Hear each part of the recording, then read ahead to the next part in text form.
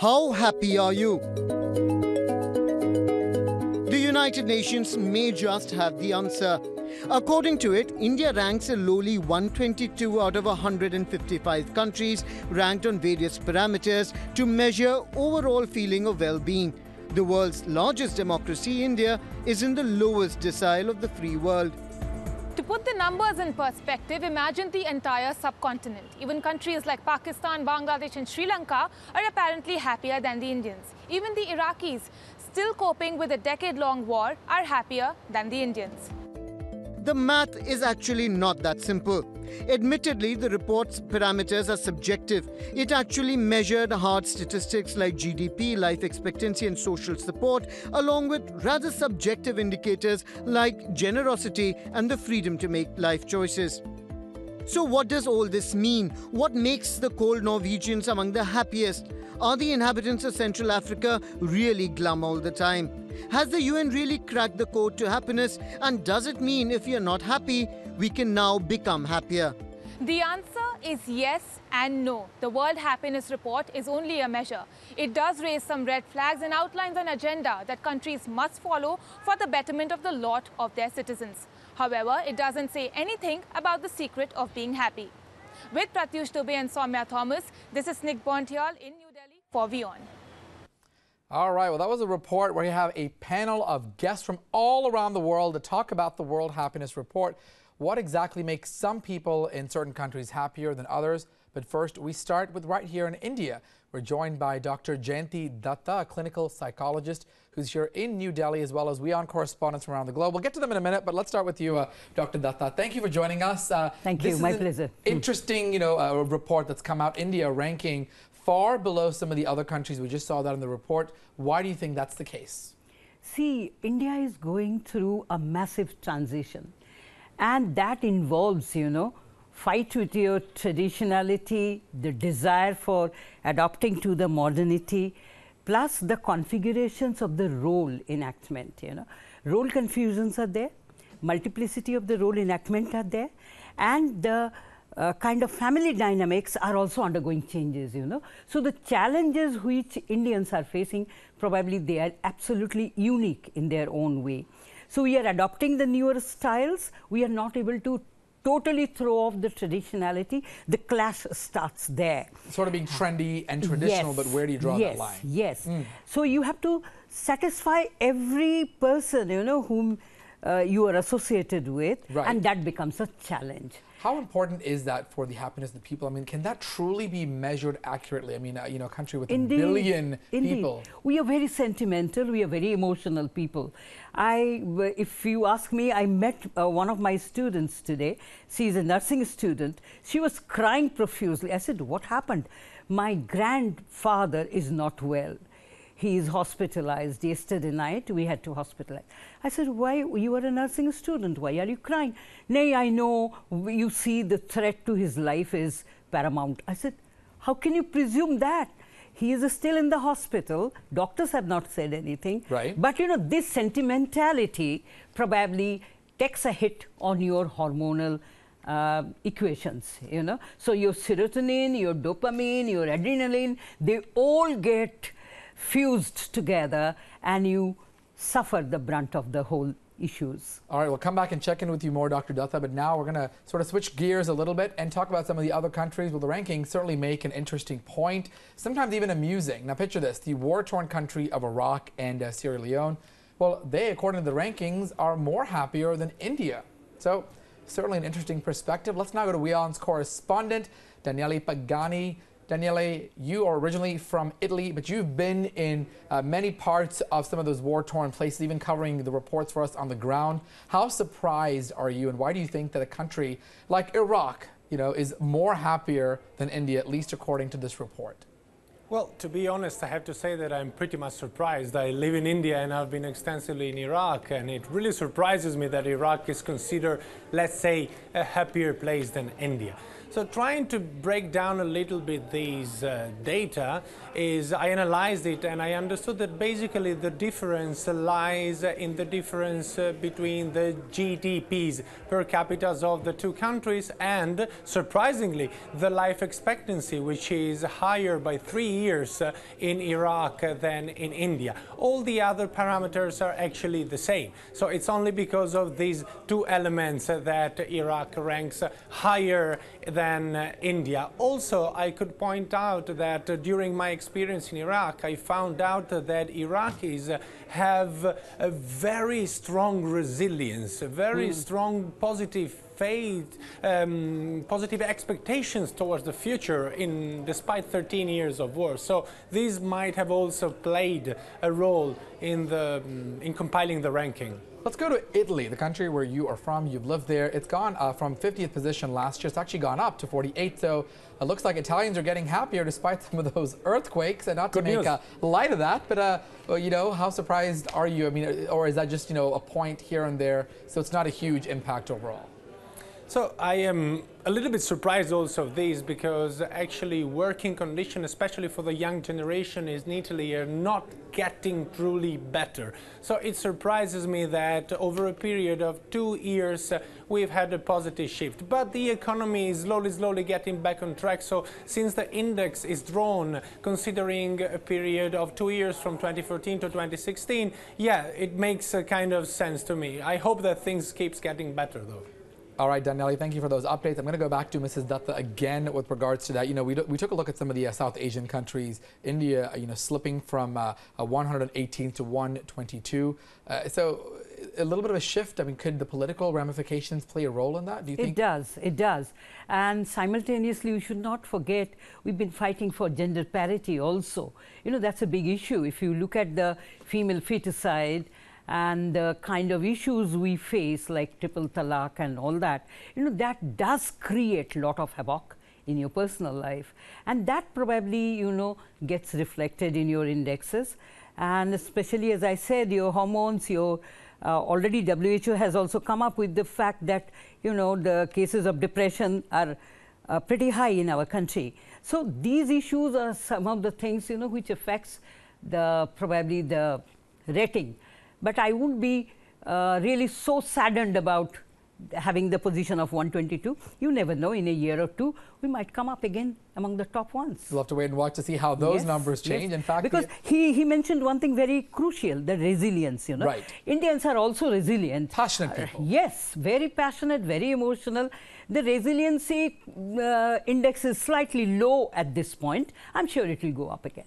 All right, so well, the rankings surprising in more ways than one, the way they've been measured. Well, in the subcontinent, India is the only country that is apparently unhappiest amongst its neighbors. As we mentioned, India at 122, while Pakistan targeted a lot of violence and a lot of protests. In fact, is higher at number 80. Bangladesh is at 110, Sri Lanka at 120. Here's what some people in Pakistan think about these rankings. International level पे बेशक हमारे दरमियान tensions हैं, दहशतगर्दी हो रही है, महंगाई है, सारा कुछ है, लेकिन यहाँ पे जब हम देखते हैं कि एक बंदा परेशान है, डेफिनेटली दूसरा उसकी सपोर्ट के लिए पहुँचा हुआ होता है। हम अपनी नींद सोते हैं, अपनी नींद जागते हैं, परेशान होने की जरूरत, जब जो भी मुसीबत आती है या जो भी आफत आती है तो वो अल्लाह ताला की तरफ से आनी है, तो फिर हर चीज़ छोड़ी होने के ऊपर है, तो परेशान इसमें होने वाली ज़रूरत नहीं है, अल्हम्दुलिल्लाह। बाहर के लोग मुँह में या बाहर की कौमों में आप चले जाएँ, नफ्सा नफ्सी सबसे बड़ा पॉइंट है। इस यहाँ पे कहीं भी आप देखेंगे लोगों में उस तरह की नफ्सा नफ्सी नहीं है। चाहे अगर गरीब भी है तो वो किसी का थोड़ा सा ख्याल करता है, बनस्बत अगर अमीर भी है वो भी ख्याल करता है। लेकिन बाहर कहीं भी चले जाएँ आप, इवन कहीं यूरोपियन कंट्रीज में भी चले जाएँ, वहाँ पे नफ्सा नफ्सी बहुत ज़्यादा है। कोई अगर इवन सड़क के ऊपर मर भी रहा है तो उसको देख लेंगे लेकिन पूछेंगे नहीं। उस लिहाज से पाकिस्तानी आपस में एक दूसरे का ख्याल भी करते हैं, और चाहे गरीब भी हो, जैसा भी हो, एक दूसरे का ख्याल करते हैं, और यही वजह है कि ये लोग ज़्यादा खुश हैं। ऐसी है कि जब आप मुश्किल में हों तो आपको एक फ़ेवर चाहिए होता है, तो ये सबसे बेस्ट फेवर होता है कि आप गॉड से कांटेक्ट करते हैं, तो आप रिलैक्स फील करते हैं। अगर कुछ मिसहैप होता है तो आप समझते हैं ये फैक्ट थी, किस्मत थी आपकी, तो इस लिहाज से भी हम लोग जल्दी रिलैक्स हो जाते हैं। All right, we've done India, we've done Italy, we've done Iraq. Let's now go and find out what's brewing in Pakistan. We just saw some of the ground sentiment there. Let's bring in WION's Pakistan Bureau Chief Taha Siddiqui standing by in Islamabad. Taha, do you agree, and to what extent do you agree that Pakistan is more happier than India? Or do you think that these rankings certainly just are reflecting the reality there on the ground?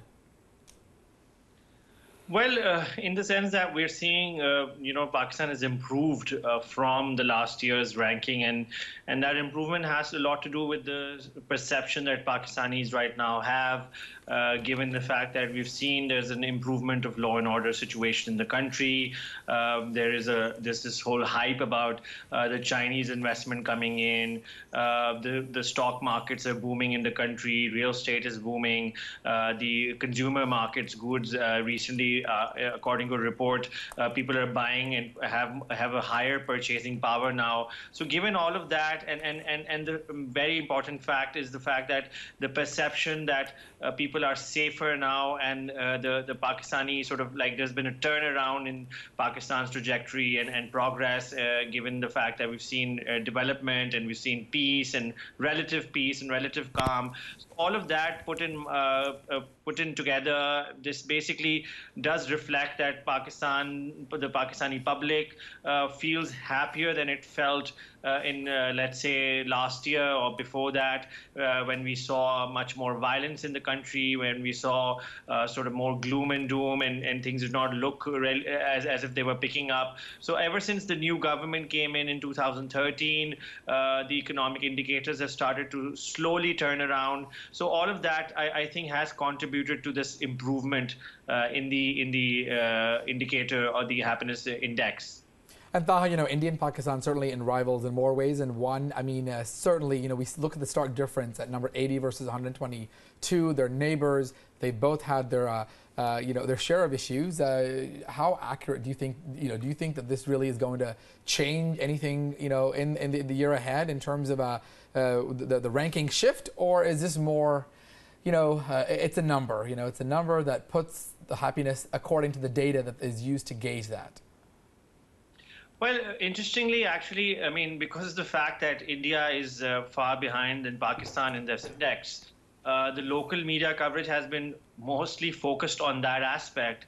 I mean, even the headlines here in local newspapers or the television channels are about the fact that how Pakistan has once again beaten India at happiness, and we're better, and we're, so that's sort of like, a competition with regards to India, and that rivalry is playing at that level also, that we're seeing that people, newsrooms here or editors here or like journalists here are actually using this comparison and sort of playing it into this hyper-nationalism that we see already existing in Pakistan, and this anti-Indian sentiment that we see. So in that sense, it's interesting to see that. I mean, how much of this will sort of bring the two countries together, or whether two countries need to work together, because I mean, definitely Pakistan being at that number does not mean that it's on the higher side of happiness. I mean, 80 is pretty low on the index anyway. So, and then India is also on the lower side. Other South Asian countries are on the lower side. And then also, I mean, this also has to do with the way the geopolitical situation is in this region. Can I pitch in? Absolutely. Yeah, Mrs. Datta, you want to jump in? Yeah. We Indians are more reality oriented. We are grounded people.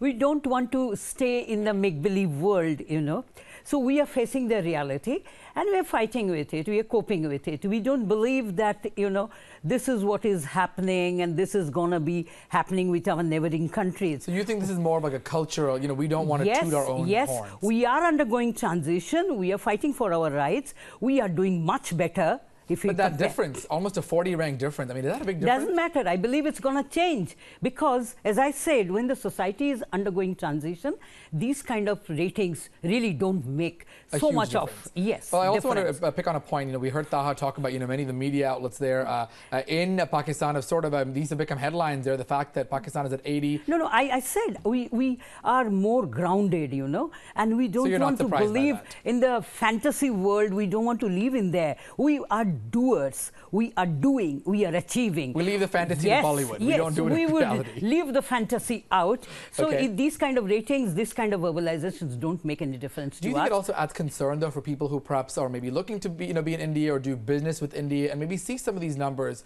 if in fact, See, it's going up. So, I mean, if you look into the world scenario now, India is doing very well that way. Financially, economically, spiritually, we've been the leaders. So, if there is a slip out somewhere, I don't think we need to worry. We have coped with it before. We'll cope with it again. All right, let's now get a perspective from India's other neighbor, Bangladesh, to see what people there are reacting to this World Happiness Report. Again, Bangladesh scoring higher than India.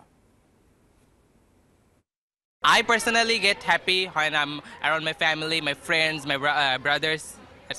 And when I'm hanging out with them, I'm making fun of them, making jokes with them, and that makes my day happy. To me, happiness is not like that earning money, because earning money is also a fact, but not like that it depend that earning money is all time makes me happy. For me, every small thing around me makes me happy. You know, things I like, people I like to be with, when they're around me, or when I'm doing things that I like to do, when I'm having things that I like keeping, so that makes me happy. I think that happiness is a different concept to different people. Like, we the people, our society is based on tolerance and independence of others, and most of our people, Bengali people, are used to seeing others happy, and they become happy when they see other people, the people around them happy. So I guess we are a little bit more than what is portrayed in the rankings. Well, joining me live now from Dhaka, our Bangladesh Bureau Chief, Saad Hamadi, is joining us to get us that perspective. We just heard some of the ground reports there. Saad, with Bangladesh being ranked higher on the happiness index compared to India and some of the other countries, do you think that is a reflection of how truly the situation is on the ground there, Saad?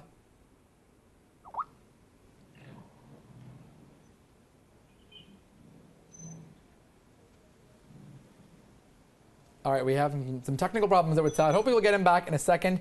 But let me now go back to Dr. Datta. We saw, the difference there, some reaction coming in from Bangladesh as well. They had a terror attack last year. They've had a lot of a string of terror-related situations, the re-election as well there. I mean, but still, India having none of that, but still falling below. Comparing India and Bangladesh, your perspective? Yeah, as I said, I'm not really worried about it. We are doers. We are not dreamers. So when you are giving it actualization, it takes little time. It causes a lot of problems, but you get over it.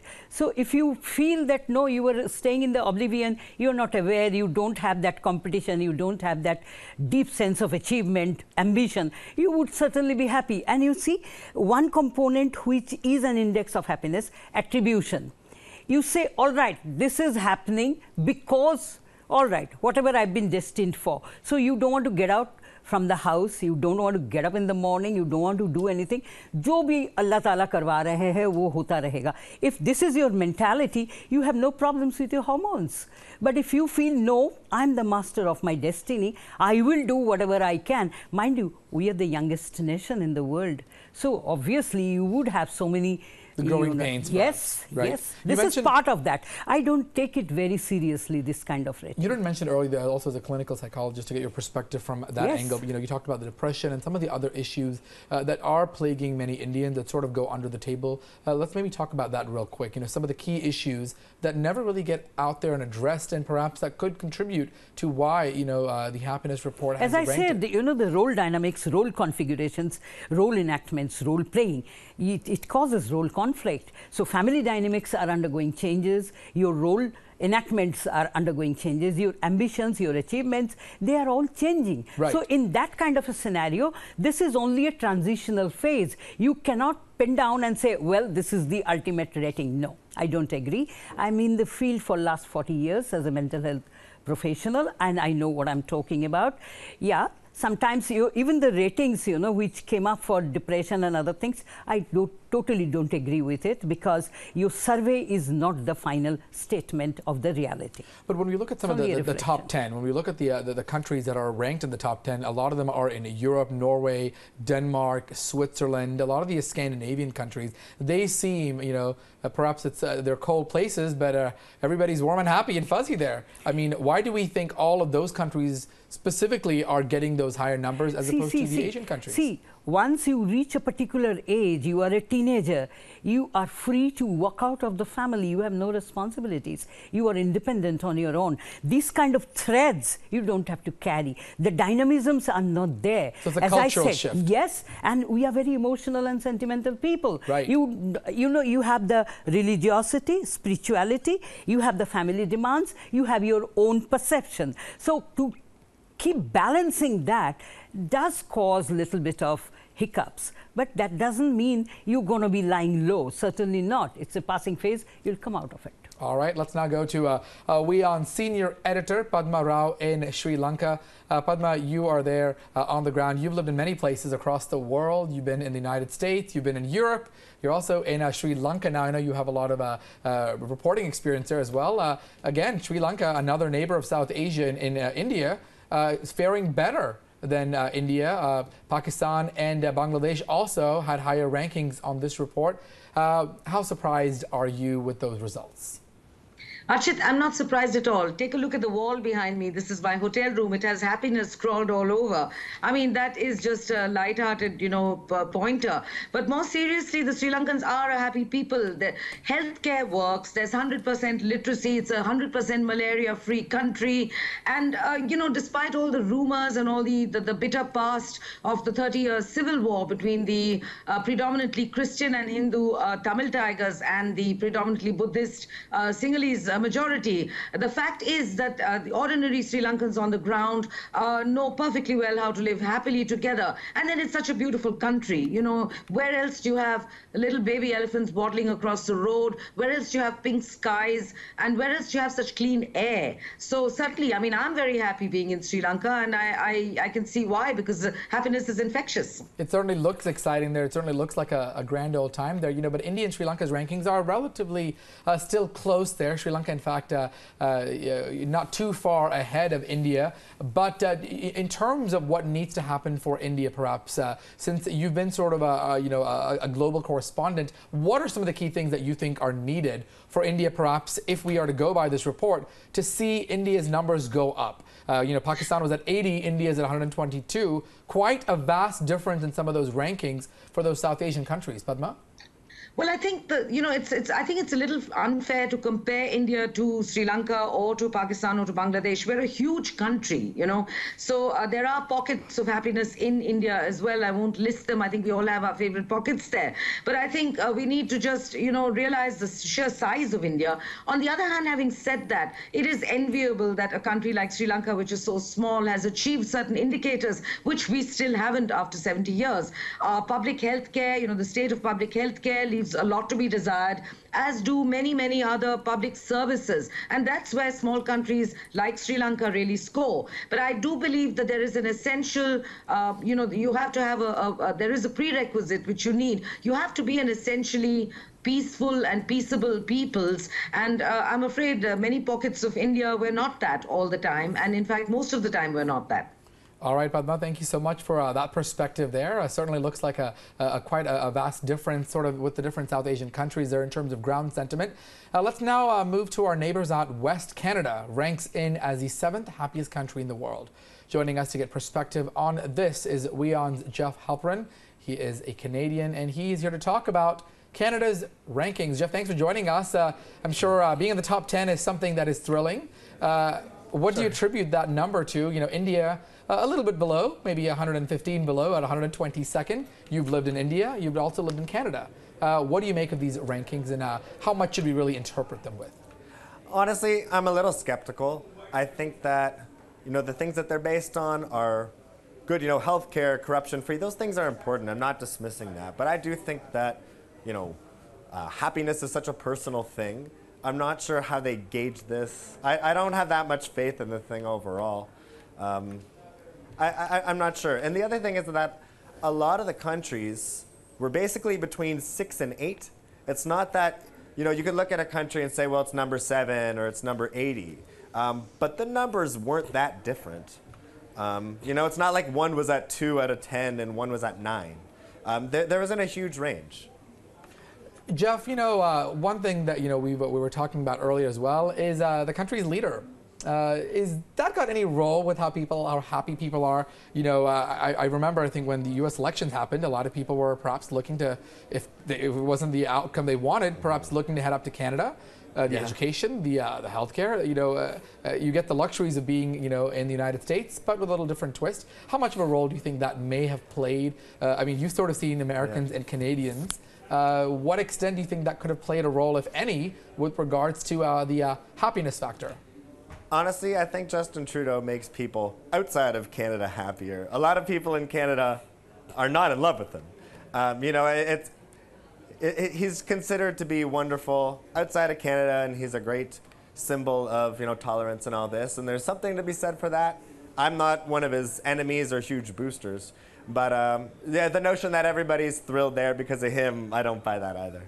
All right, Jeff, thank you so much for those updates. We're going to take a quick, short break here on India Prime and continue the conversation. We have more experts and more journalists from around the world to share in perspective about the World Happiness Report.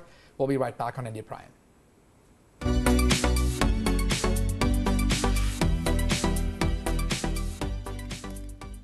Welcome back. This is WION. You're watching India Prime at 8 o'clock. So certainly an interesting mix when it comes to the World Happiness Report's the rankings. We've got a lot of ground perception from Bangladesh, from Pakistan. We're also taking a look at some of the happier countries. Let's now go to WION's London Bureau Chief, Mandy Clark, joining us. Mandy, thanks again for tuning in. We appreciate it. We've noted that the UK's rankings have changed. Can this be attributed to Brexit, and how surprising are they? Yeah, well, Britain has gone up 4 places. It was 23 last year. It's gone up to 19. So it's not ecstatically happy, but it seems that Britain is a happier place. It's hard to know if it's Brexit, but I do have a theory. So what they base these judgments on how to decide happiness is social equality and confidence in the government. And lots of people who voted Brexit voted for change, and they wanted to see more jobs for them. So the theory, well, my theory is that perhaps they are feeling happier because they believe that Theresa May is going to deliver a better deal for them when the Brexit negotiations go ahead. So it could be a Brexit after effect, but it does seem that Britain is a happier place. Mandy, but you know, when we talk about the rankings, we were comparing sort of some of the South Asian countries, India at 122, Pakistan at 80, a whole mix. You know, a lot of the countries here in South Asia clearly away from the top 10, top 20, top 50, in fact. I mean, what do we really take these ratings? I mean, do we just take them with a grain of salt, or is there something a little bit more that can be perhaps extrapolated? I was asking one of our other guests earlier that, you know, a lot of the countries in the top 10 were, you know, I think Norway, Switzerland, Denmark, grouped close to where you are in Europe. I mean, how fascinating is that, or how interesting is that, those rankings? Well, what's interesting, when they compiled it, they based happiness not on what we'd expect, like it's not the amount of money in your bank. It turns out money can't buy you happiness. It's really based on the perception of social equality, so that there's not like a huge division between the poor and the rich, that you believe that your government is working for you and represents for you, that it's transparent. So it's a different, they based happiness slightly different to perhaps what we mostly think, that money might buy you happiness. It's that job, it's that extra money in the bank might buy you happiness, or it's a new car. So that's how they defined how they rank happiness. And those countries do have governments that seem to be fairly transparent. Those Scandinavian countries dominate the happiest countries. So perhaps, you know, good governance is happiness. Mandy, good question with regards to that good governance, good leadership. I mean, can we really draw that inference with political, you know, the situation on who's leading the country, and really equate that to where the country's happiness stands? I mean, is that a fair comparison, at least from a European perspective? I certainly think if you believe that your government is going to work hard for you and represents and open, perhaps that's going to lead to a more confidence in society and a happier society. That seems to be the parallels that they were drawing. You know, Theresa May here in Britain, she's well liked among the population, so perhaps that has boosted Britain's happiness.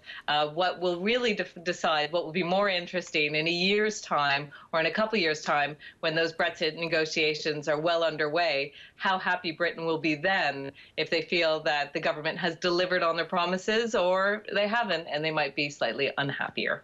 All right, thanks Mandy for that update. One should not forget one thing. Sure. When you were talking to the representatives from other countries, incidentally, it's very interesting to note that you know, the countries which have faced a war and this kind of turmoils like Sri Lanka, Bangladesh, Italy also, they seem to have grown more resilient. So the ones you're saying that maybe have gone through some sort of a situation, a disaster, so your demands perhaps. are lesser, you know. So you are facing the peace after such a long battle. So obviously you're going to be happier. All right, interesting observation there. Staying with India there, where does this all leave India at the end of it? Does the country just have to grin and bear with it to move forward? Let's now go to WION's Ankit Tuteja joining us. Ankit, thanks so much for your input. These ratings, in your thoughts, do we believe that they truly reflect reality, or to what extent do we think that these rankings are accurate? Arshit, I feel really happy that I'm representing India somewhere, but then it strikes me, oh, I'm representing an unhappy country. And as an Indian, I would like to shun away the authenticity of the report. I would like to diss it away. But yeah, somewhere the report holds true. I mean, it's a fact that we are an unhappy country.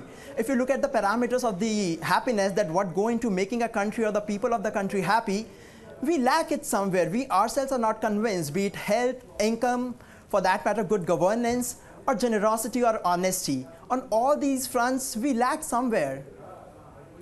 Ankit, you know, with regards to that, you know, we also just heard from Dr. Datta. She talked about the fact that some of these countries have gone through a situation, you know, Italy with the earthquakes, Bangladesh with what happened at the Dhaka cafe last year, the terror attack, and some of those countries have fared better, so they have more resilience. Perhaps not that anybody wishes bad for any country, but those nations seem to have fared better on the rankings. Do you think that we can draw some sort of comparison, perhaps with a natural disaster or some sort of event with the rankings?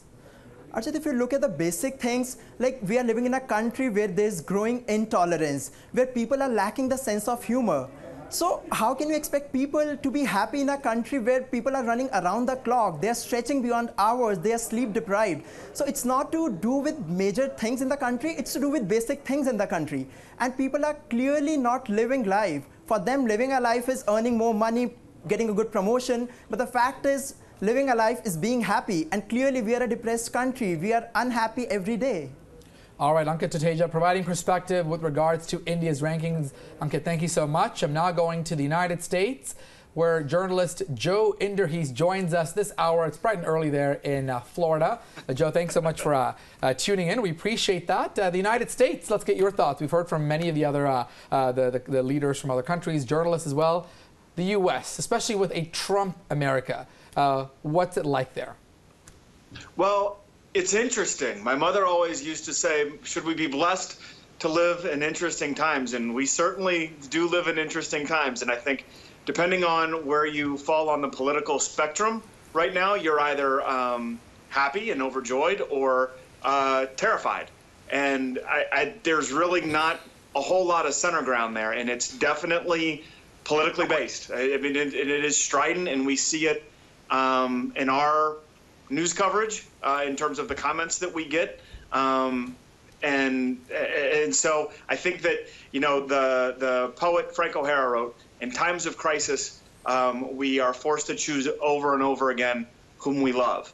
And I think that part of the metric here for the happiness quotient was, you know, the social structure. And I think as we get more and more connected, right, via these sorts of activities, Facebook, Twitter, so on and so forth, we also get more and more disconnected from our personal interactions.